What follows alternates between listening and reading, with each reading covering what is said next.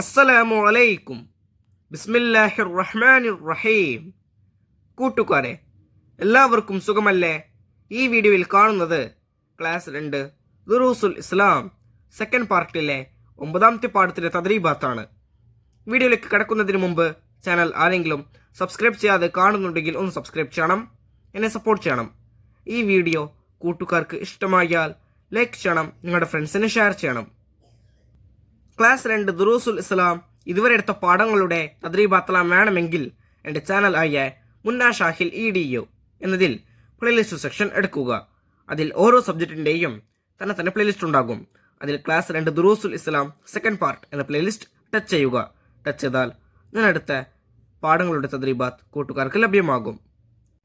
തദ്രീബാത്തെല്ലാം നോക്കുന്നതിന് മുമ്പ് ഈ പാഠത്തിൽ കൊടുത്തിരിക്കുന്ന കാര്യം നമുക്കൊന്ന് വായിച്ച് മനസ്സിലാക്കാം. അദ്ർസുത്താസിർ 9ാമത്തെ പാഠം സയ്യിദുൽ ബഷർ. അപ്പം നമുക്ക് ഒന്ന് വായിച്ചു നോക്കാം. ഉപ്പ, മസ്ജിദിൽ നിന്ന് ആരാണ് പാട്ട് പാടുന്നത്? മോനെ, അത് മൗലിദാണ്. മുത്തുനബി സല്ലല്ലാഹു അലൈഹി വസല്ലമ ജനിച്ച ദിവസമാണിന്ന്. നമ്മുടെ നബി മുഹമ്മദുൽ മുസ്തഫ സല്ലല്ലാഹു അലൈഹി വസല്ലം റബീഉൽ അവ്വൽ 12-നാണ് ജനിച്ചത്. അന്ന് മുസ്ലിങ്ങൾ നബിദിനം ആഘോഷിക്കുന്നു. മൗലിദ് പാരായണം, തബറുക്കുദാനം, ഘോഷയാത്ര, നബി സല്ലല്ലാഹു അലൈഹി വസല്ലമയുടെ മദ്ഹ് പറയൽ തുടങ്ങിയവയാണ് ആഘോഷ പരിപാടികൾ. നമുക്കും ആഘോഷത്തിന് പുറപ്പെടാം. അവർ മദ്രസയുടെ അങ്കണത്തിലെത്തി. 5ാം ക്ലാസ്സിലെ സുഹൈൽ പ്രസംഗം ആരംഭിച്ചു. അറേബ്യയിലെ പ്രധാന പട്ടണമാണ് മക്കത്തുൽ മുകറമ. മക്കയിലെ പ്രമുഖ ഗോത്രമാണ് ഖുറൈഷ്. ഖുറൈഷിലെ പ്രധാന കുടുംബമാണ് ഹാഷിം. ഹാഷിം കുടുംബത്തിൻ്റെ നേതാവാണ് അബ്ദുൽ മുത്തലിബ്. അദ്ദേഹത്തിൻ്റെ മകനാണ് അബ്ദുള്ള എന്നവർ. വഹബിൻ്റെ മകൾ ആമിന ബീവി റളിയല്ലാഹു അൻഹയെ അബ്ദുള്ള എന്നവർ വിവാഹം ചെയ്തു. അവരുടെ മകനായി മുത്തുനബി സല്ലല്ലാഹു അലൈഹി വസല്ലമ ജനിച്ചു. അത് ക്രിസ്താബ്ദം 571 ഏപ്രിൽ 21 റബീഉൽ അവ്വൽ 12 തിങ്കളാഴ്ച പുലരിയിലായിരുന്നു. അതിനാൽ റബീഉൽ അവ്വൽ 12-ന് ലോക മുസ്ലിങ്ങൾ നബിദിനം ആഘോഷിക്കുന്നു. നബി സല്ലല്ലാഹു അലൈഹി വസല്ലമയെ ഗർഭം ധരിച്ച് 2 മാസത്തിനു ശേഷം പിതാവ് വഫാത്തായിരുന്നു. ബനു സഅദ് ഗോത്രത്തിലെ ഹലീമത്തു സഅദിയ റളിയല്ലാഹു അൻഹയുടെ വീട്ടിലാണ് നബി സല്ലല്ലാഹു അലൈഹി വസല്ലമ വളർന്നത്. 6-ാം വയസ്സിൽ ആമിന ബീവി റളിയല്ലാഹു അൻഹയും വഫാത്തായി. പിന്നീട് അബ്ദുൽ മുത്തലിബാണ് സംരക്ഷിച്ചത്. 8 വയസ്സായപ്പോൾ അദ്ദേഹവും വിടവാങ്ങി. ശേഷം പിതൃ സഹോദരൻ അബൂ ത്വാലിബ് നബി സല്ലല്ലാഹു അലൈഹി വസല്ലമയെ സംരക്ഷിച്ചു. സ്വഭാവിയും വിശ്വസ്തനുമായി നബി സല്ലല്ലാഹു അലൈഹി വസല്ലമ വളർന്നു. ജോലി ചെയ്ത് ജീവിച്ചു. നാട്ടുകാർ അൽ അമീൻ എന്ന് വിളിച്ചു. 25-ാം വയസ്സിൽ ഖദീജ ബീവി റളിയല്ലാഹു അൻഹയെ വിവാഹം ചെയ്തു. 35-ാം വയസ്സിൽ പരിശുദ്ധ കഅബ പുനർനിർമ്മാണത്തിൽ പങ്കെടുത്തു. 40 വയസ്സ് പൂർത്തിയായപ്പോൾ നുബുവത്ത് ലഭിച്ചു. ജനങ്ങളെ ഇസ്ലാമിലേക്ക് ക്ഷണിച്ചു. ധാരാളം പേർ മുസ്ലിമായി. 53-ാം വയസ്സിൽ മദീനയിലേക്ക് ഹിജ്റ പോയി. 63-ാം വയസ്സിൽ മദീനയിൽ വെച്ച് വഫാത്തായി. അല്ലാഹുവേ, മുത്തുനബി സല്ലല്ലാഹു അലൈഹി വസല്ലമയെ സിയാറത്ത് ചെയ്യാൻ ഞങ്ങൾക്ക് തൗഫീഖ് ചെയ്യണമേ, ആമീൻ. സുഹൈൽ പ്രസംഗം അവസാനിപ്പിച്ചു. കൂട്ടുകാർക്ക് ഈ പാഠം മനസ്സിലായില്ലേ? നമുക്കിനി ഈ പാഠത്തിന്റെ തദ്രീബാത്ത് നോക്കാം. തദ്രീബാത്തിൽ 1ാമത്തെ പ്രവർത്തനം നഖ്റഉ വനഫ്ഹം. ഇവിടെ കൊടുത്തിരിക്കുന്നത് വായിച്ച് മനസ്സിലാക്കാം. ഘോഷയാത്ര, അറേബ്യ, മുത്തുനബി, കുടുംബം, സ്വഭാവം, നിർമ്മാണം, വിവാഹം, പുലരി, പട്ടണം, ഗോത്രം, ആഘോഷം. തദ്രീബാത്തിൽ 2ാമത്തെ പ്രവർത്തനം യുക്മിലുൽ ഫറാഗ്. ആദ്യത്തേത് നോക്കൂ. നബി സല്ലല്ലാഹു അലൈഹി വസല്ലമയുടെ പേര്.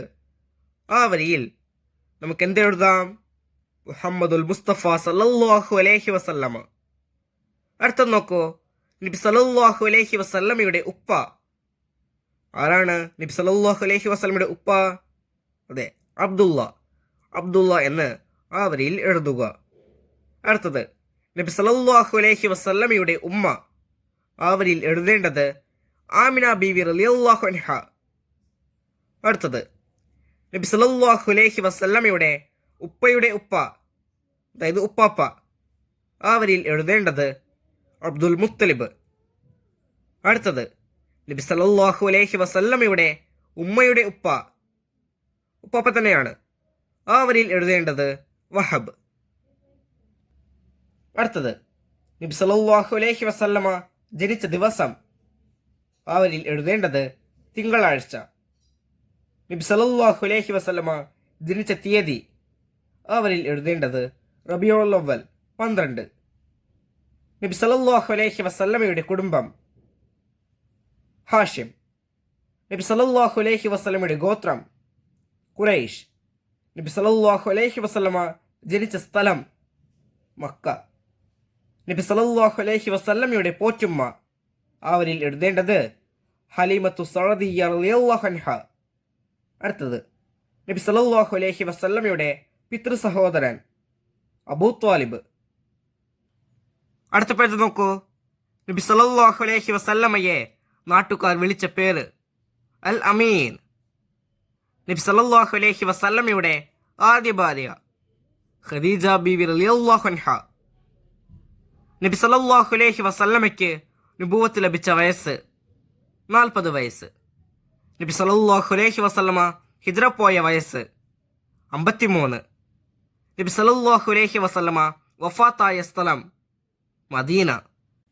തദ്രീബാത്തിൽ മൂന്നാമത്തെ പ്രവർത്തനം നസ്കുർ. നിങ്ങൾക്ക് ഏതെല്ലാം സ്വലാത്തുകൾ അറിയാം?